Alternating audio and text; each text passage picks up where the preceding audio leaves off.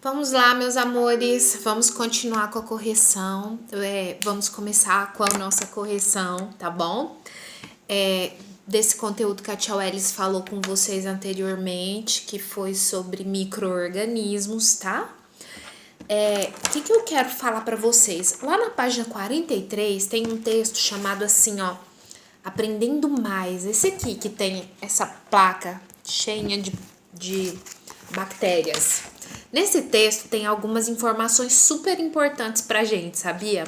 Porque aqui tá mostrando como que um cientista chamado Alexander Fleming, como ele descobriu esse remédio, esse antibiótico chamado penicilina. Gente, isso foi um marco muito importante na história da ciência. Sabe por quê? A descoberta da penicilina? Por causa daquilo que eu comentei na aula anterior com vocês. As pessoas morriam por causa de doenças muito simples, como uma infecção de garganta, como um corte.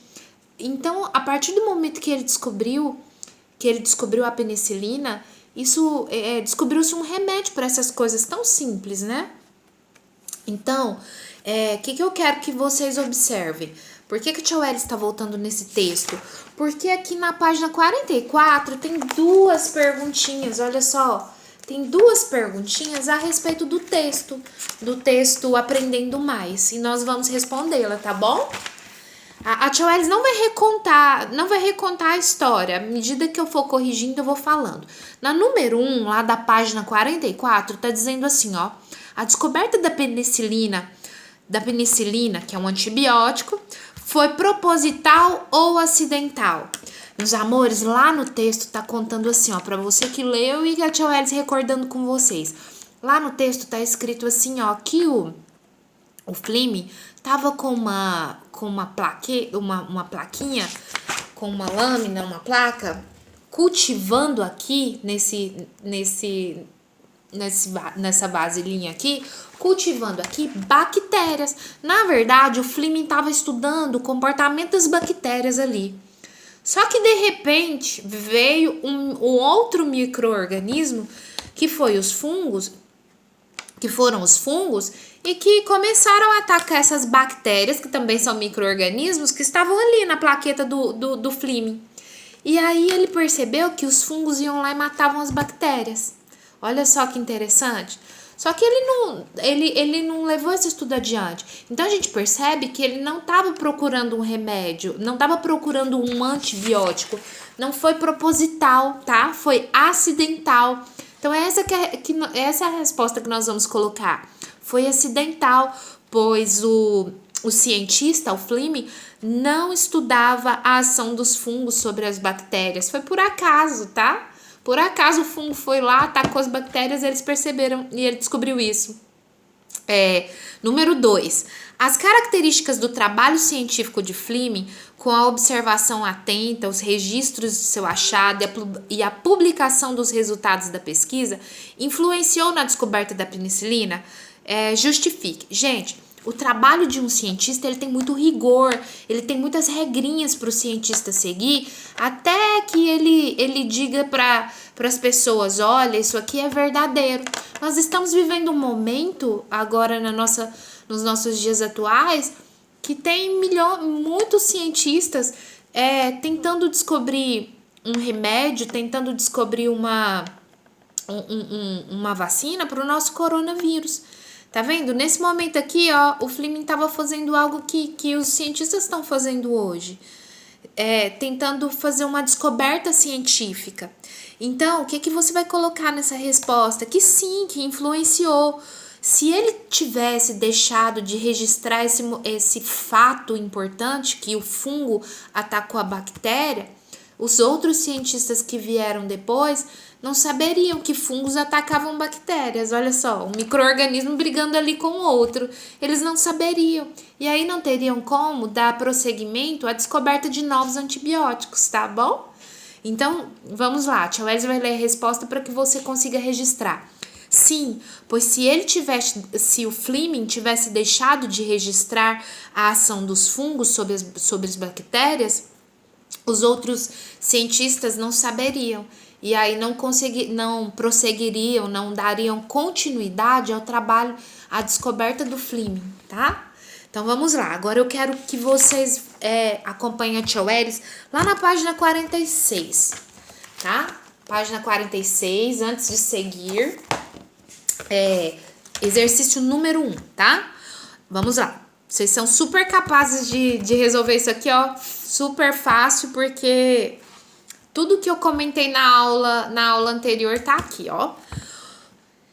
Uma floresta reúne uma imensa variedade de seres vivos. A gente já sabe, né? Nossos ecossistemas anteriores. Mas a maior parte deles não é vista a olho nu. Okay? Não são vistos a olho nu, nós chamamos de microscópicos. Exemplifique esses seres vivos que não são vistos a olho nu quando são isolados. Quando são isolados, né? Então vamos lá, gente. São os micro-organismos, por exemplo, bactérias e fungos. Quando estão isoladinhos, sozinhos, não são vistos a olho nu.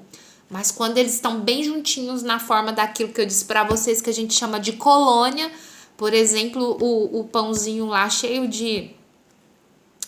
o pão embolorado, quando eles se juntam, tá bom? Letra B. Identifica a invenção tecnológica que permitiu reconhecer a existência desses seres vivos, ó, aquele instrumento super importante, microscópio. Número 2. Bactérias e fungos agem nos ecossistemas realizando uma função da qual dependem todos os outros seres vivos. Identifique essa função e justifique a sua importância. Gente, vamos prestar atenção nessa pergunta. Disse assim, ó, bactérias e fungos. Não falou quando eles agem no nosso corpo. Disse assim, ó, agem nos ecossistemas.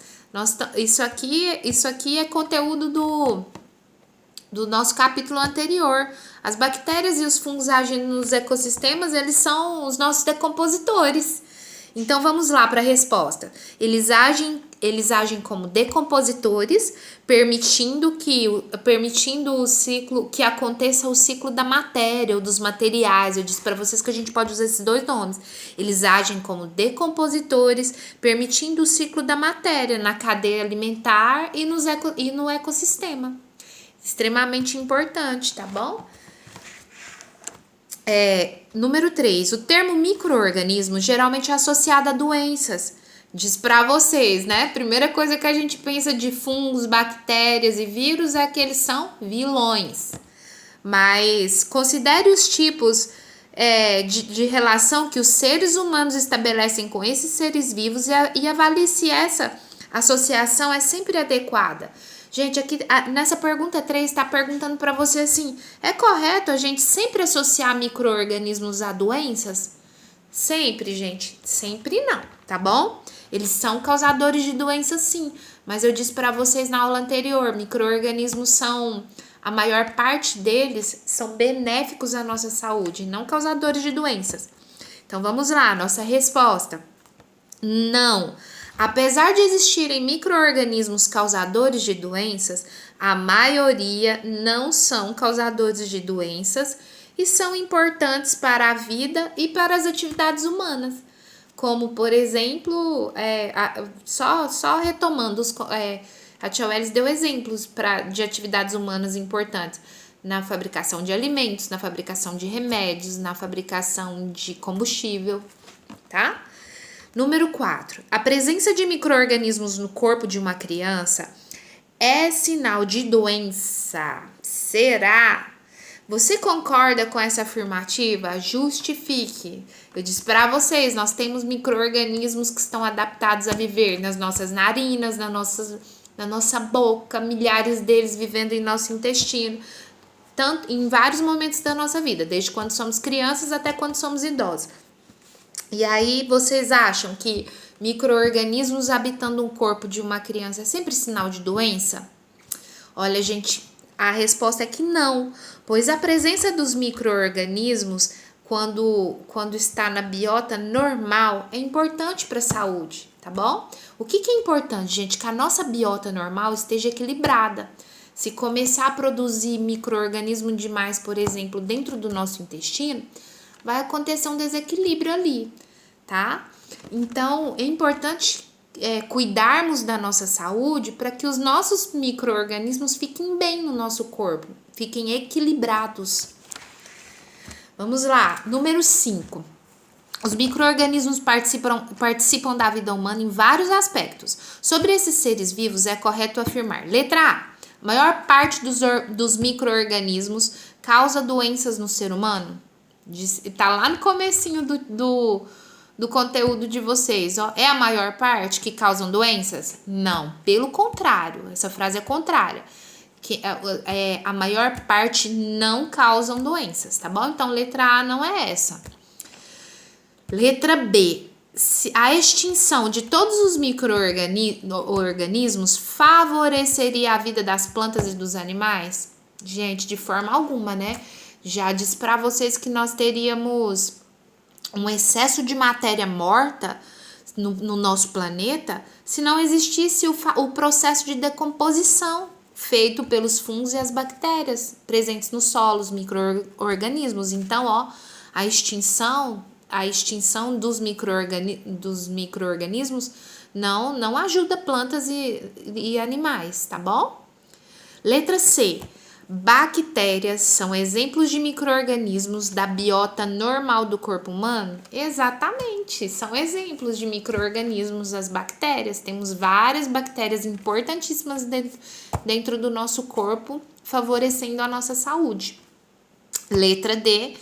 Letra C tá corretíssima, mas eu não vou deixar de passar pela letra D. Letra D. A penicilina é um exemplo de produto de origem animal que mata bactérias? De forma alguma, gente. A penicilina, ela foi originada por um fungo, tá bom? O penicillium. Penicillium. Então, não, o que tá errado nessa frase é o nome aí, ó, origem animal. Não é.